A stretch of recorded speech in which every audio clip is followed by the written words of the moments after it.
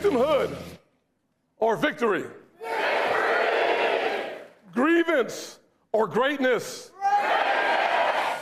I choose freedom and hope and opportunity. Will you choose it with me? Scott, the only black Republican currently serving in the Senate and the first to be elected since Reconstruction, striking a positive and aspirational tone as he kicked off his campaign, recounting his humble upbringing in North Charleston, where he was raised by a single mother. The senator joining a very crowded field of Republican hopefuls, including former President Trump, of course, the early frontrunner, and fellow South Carolinian Nikki Haley, who as governor appointed Scott to a vacant Senate seat in 2012. And that already jam-packed field is only expected to grow larger. Former Vice President Mike Pence, former New Jersey Governor Chris Christie, and Miami Mayor Francis Suarez, just some of the names considering launching a bid. And later this week, Florida Governor Ron DeSantis also expected to formally announce his campaign. DeSantis, perhaps the biggest threat to former President Trump, with the greatest name recognition on a national stage. But when it comes to primary politics, the schedule can be as important as the polling. So let's take a look. You have the Iowa caucus up first, then the New Hampshire primary, and then third. And this could be key, the South Carolina primary. Scott, of course, though, likely to have a home field advantage here, but along with Governor Haley. In an exclusive sit-down interview, Senator Scott speaking to us about how he's thinking about his GOP competitors, his stance on critical issues, including immigration, abortion, and foreign policy, and why he thinks he's the right person for the job.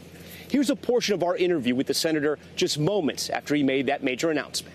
You have a very positive message, a hopeful message. You quote scripture, and yet the two people leading the GOP field right now, former President Trump and Governor DeSantis, they're not afraid to demonize their opponents. So my question to you is, do you think GOP voters want someone carrying a Bible, or do they want someone driving a bulldozer into the Democrats? Well, it depends on whether you're willing to hit somebody with that Bible if necessary. That's kind of the question, right? One thing that you'll learn about the gospel is that in both Old Testament and New Testament, Jesus took a whip out and tore up the synagogue because he had no choice. So the truth is that what people really want is an optimistic, positive, conservative, who has a backbone, but also believes that the best is yet to come. You know, in 2021, you said you would support former President Trump if he ran again for re-election. He's running, but now you just announced your candidacy. What changed? I believe America can do for anyone what she has done for me. That's why I'm focusing on restoring hope, creating opportunities, and making sure that we protect the America that we have. I also believe that we have to have a president that persuades, not just within our base, but even on the other side of the aisle. I know I am the candidate that best gets that done. So explain that a little more to me, because it sounds like you're trying to draw a contrast there. What will you offer voters that former President Trump will not? Well, the question is, I'm running for president, period. I plan to win. So the question is, what do the voters want in their president? They want someone who can persuade on the issues that matter the most to them. You know, I've covered President Trump for a long time. I've never seen him do this. What's he that? sent out a tweet saying, good luck to Senator Tim Scott in entering the Republican presidential primary race. He's complimenting you. It's rapidly loading up with lots of people, and Tim is a big step up from Ron DeSanctimonious, who is totally unelectable. It doesn't sound like former President Trump is worried about you. Well, I'll say this, I'd appreciate his vote as well. So the truth of the matter is that I do think that the power of persuasion is necessary for the next president. I happen to look forward to being that next president, and so I will take all votes I can get from anyone, anywhere, anytime as I head into this election. You're saying, I'm listening to you. You're saying you're a better deal maker than President Trump, former President Trump? What I'm saying is that I look forward to persuading the American people, right and left, within my base and on the far side, to making sure that we move this country forward using common sense, finding common ground. It's one of the reasons why I said, and I meant it when I said it, whether it's a boardroom or classroom, whether it's skeptics, even in a church, I plan to take my message to every corridor of this nation. Would you ever try to overturn an election you lost? No. What do you think about President Trump's behavior after the 2020 election into January 6th? Yes. We can do two things here. We can have a conversation about President Trump, or we can have a conversation about my vision for the future.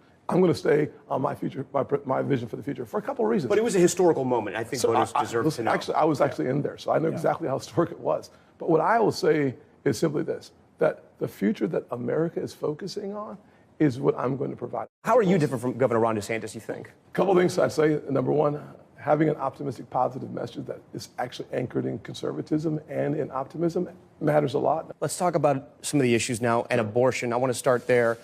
There's been some back and forth. I want to, and you've spoken so much in the campaign trail about abortion, and yet today in your announcement, there were only a few words it sounded like. Where do you stand on abortion? Well, I believe that life has intrinsic value because it comes from God. I have 100% pro-life voting record. I'm 100% pro-life conservative. As President of the United States, I would sign the most conservative legislation, pro-life legislation that can get to my desk. Here's the issue, though. Nothing can get to my desk unless we first win the hearts and minds of the American people. Former President Trump has said the 6-week, or at least he signaled that 6-week ban, it may be too harsh. What do you say to that? Is it too harsh? Is 6 weeks too much? I'll just repeat what I've already said, which is having states that appreciate the culture of life is a good thing. Having Congress pass something so that I, as President of the United States, have a chance to sign it will first require us to win the hearts and minds of the If you had a people. chance, now, according to your plan, if it went through Congress, would you be in favor of a federal ban on abortion?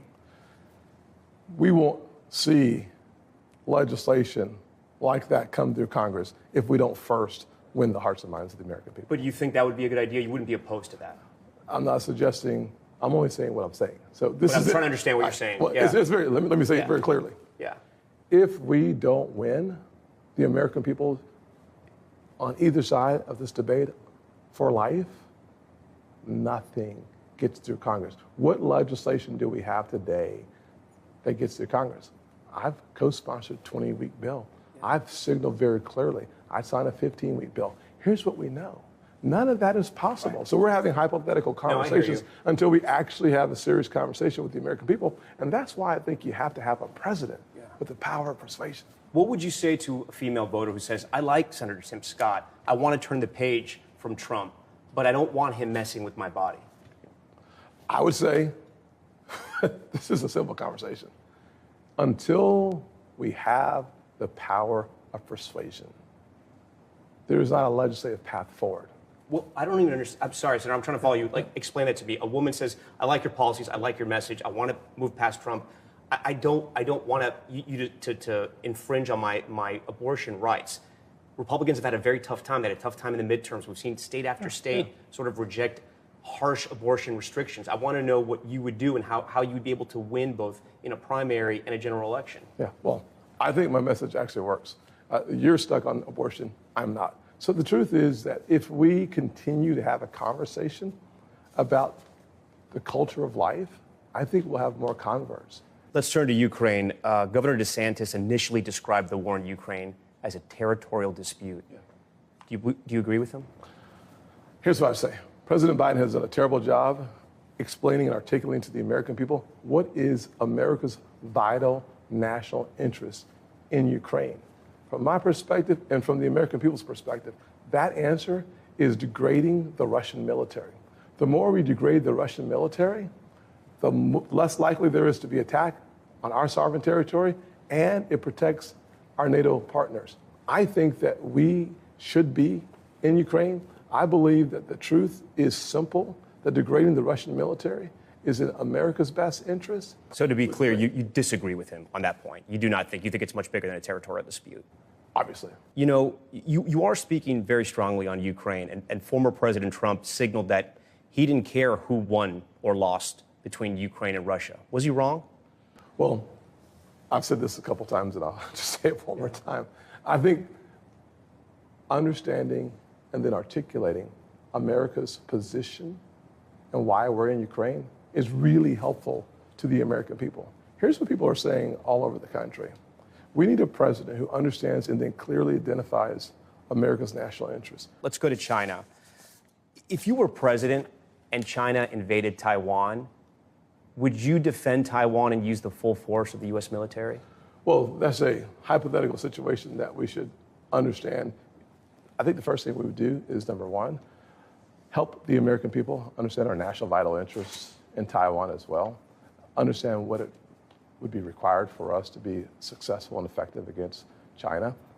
Having had conversations with folks in the NSA and other parts of the administration, previous administration as well, Taiwan is an absolute essential component for America. I think having the ability to defend Taiwan is critically important. I appreciate the answer, Senator. I do want to go back to the question, would we defend Taiwan if China invaded? I'll just give you my same answer because at the end of the day, working through the scenarios are important and making sure that the American people understand our national vital interest in Taiwan is important. We have said very clearly and very consistently that we stand shoulder to shoulder. It's one of the reasons why we continue exercises with the Taiwanese people. So I would think that having the opportunity to first distill the importance of Taiwan, second, continue to provide the resources, third, continue to provide the equipment and the military weaponry, puts us in the strongest position. And if necessary, then we make that decision at the time. You mentioned this in your speech. It's about China buying American farmland, infiltrating our airspace, and tracking our kids. Yes. Should we ban TikTok? We should certainly sever the Chinese relationship with TikTok. That's the real question that parents have. We have 150 million folks that are using TikTok in this country, from my understanding. The question is there a way for us to stop China from being able to have surveillance on our kids? I think disconnecting China from that is really important. What does that mean, though, disconnecting? It's a Chinese company. There's a test. You could sell it. You could actually, there's a program, a project called the Texas Project, I believe is the actual name of it, that provides ways for us to use cloud computing to disconnect the relationship, to sever it. I think we have to look at the alternatives on the table. It's one of the reasons why I wrote a letter talking about the need to use our CFIUS. Your colleagues have called it digital fentanyl. You've talked a lot about fentanyl, that it can influence elections, suggested that it could be used to spy. This is all TikTok. Yeah. And I bring this up to you because your top donor is Larry Ellison. He's the CEO of Oracle. TikTok servers in America are run by Oracle. Does that trouble you at all? The ability to sever the relationship with China is absolutely essential. I've said this before. It doesn't matter who the donors are. What matters is the American people. It matters protecting our kids. This is a simple concept. If you can sever the relationship, get it done, whether that's a sale or any other possible way. But it doesn't make you feel uncomfortable at all?